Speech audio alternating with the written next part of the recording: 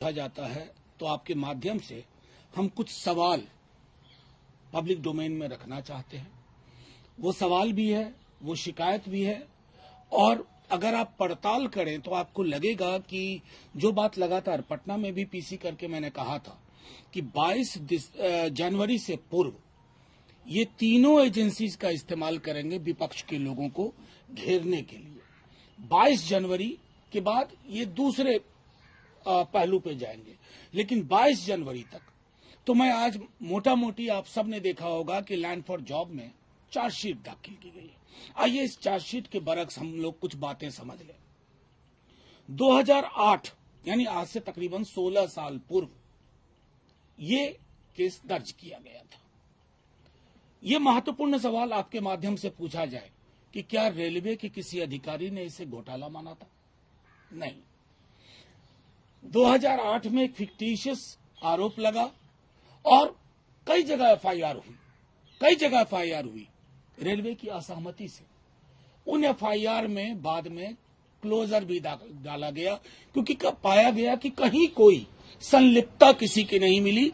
Land for job में कोई correlation establish नहीं हो पाया। ये मैं नहीं कह रहा हूं, खुद सीबीआई कह चुकी है अलग अलग एफआईआर को बंद करने के दौरान।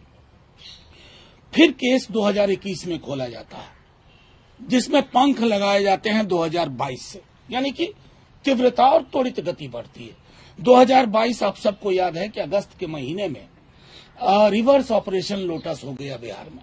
ये ऑपरेशन लोटस हर जगह करते थे, तो थोड़ा बिहार ने इनको रिवर्स ऑपरेशन लोटस बता दिया। जैसे ही हुआ त्वरित गति से इन एजेंसीज को, मैं समझता हूं कि चिप सत्ता शीर्ष के जो दो टॉप लोग हैं, उन्होंने पकड़ा दिया कि किसी भी तरह इन्हें परेशान करो, इन्हें उलझा के रखो। और ये किनके इशारे और इरादे से हुआ, मैं साफ तौर पे कहता हूं कि सत्ता शीर्ष पर बैठे हुए दो लोगों को।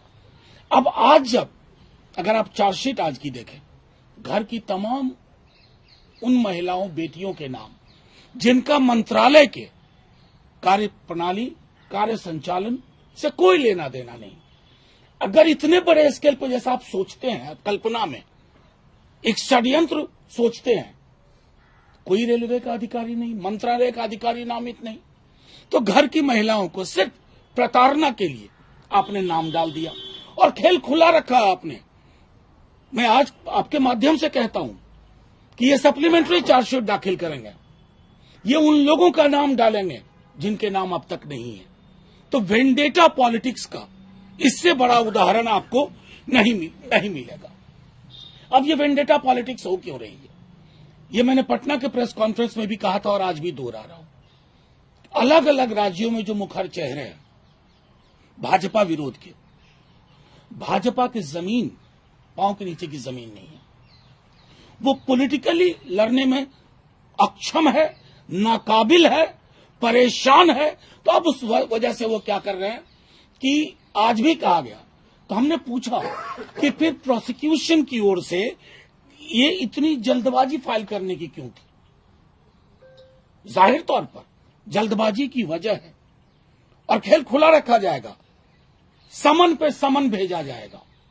समन पे समन, वो समन नहीं है, वो जो दो ऊपर बैठे सनम है ना, उनकी ओर से इशारा है इन एजेंसीज को।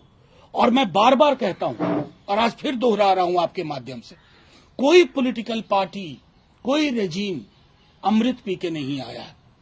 हम उन अधिकारियों से भी कहना चाहते हैं कि भाजपा के सत्ता शीर्ष के दो लोगों के इशारे और इरादे को क्रियान्वयन करने में आपने अपनी संस्थाओं का चरित्र हनन कर दिया। कल को जब सत्ता परिवर्तन होगा, इसी चरित्र का खामियाजा क्या आज की भाजपा को भुगतना नहीं पड़ेगा? क्यों परेशानी करने की कोशिश कर रहे हैं? सिर्फ इसलिए कि एक पॉलिटिकल लड़ाई आपसे संभल नहीं पा रही है। बिहार, बंगाल, महाराष्ट्र, तमिलनाडु, कौन सा राज्य छूटा जहां बीजेपी कमजोर है? ये तीनों एजेंसीज उसको मजबूत बनाने के काम में लगी हुई है। हो ना पाएगा उनसे, लेकिन परिस्थितियां इस दिशा में इंगित करती है कि जब इस तरह की चीजें एक प्रताड़ना और उत्पीड़न की राजनीति यहां तक पहुंचती है तो कई सारे सवाल छोड़ के जाती है।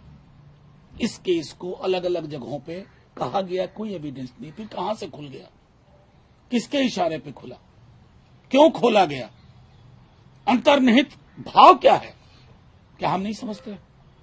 अंतर्निहित भाव है ऐसे लोग जो आपसे कॉम्प्रोमाइज करने को तैयार नहीं है, आप उनको उलझा के रखना चाहते हैं पूरे चुनाव, समन पे समन, समन पे समन, सप्लीमेंट्री चार्जशीट, ये सारी चीजें मैं प्रेडिक्ट कर रहा हूं और मैं कह रहा हूं मेरी बात सच साबित होगी और तब आप कहेंगे कि हमें अंदेशा था।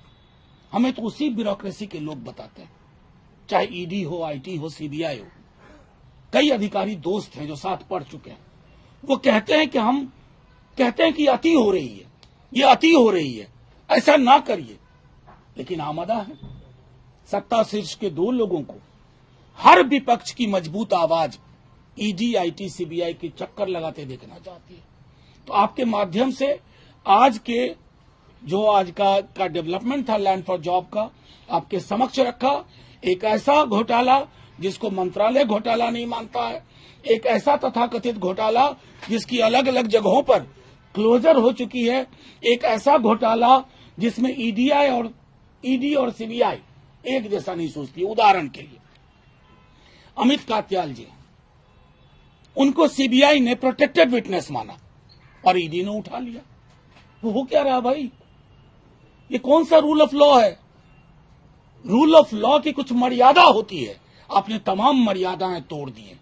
दिल्ली से लेके महाराष्ट्र, बिहार, पूरा देश गवाह है कि जिस दिन आपकी सत्ता जाएगी आपको भी चक्कर काटना होगा।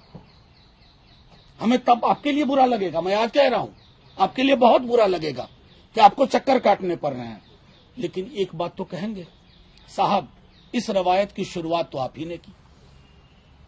इस रवायत की शुरुआत करने के पीछे आपका मकसद क्या था?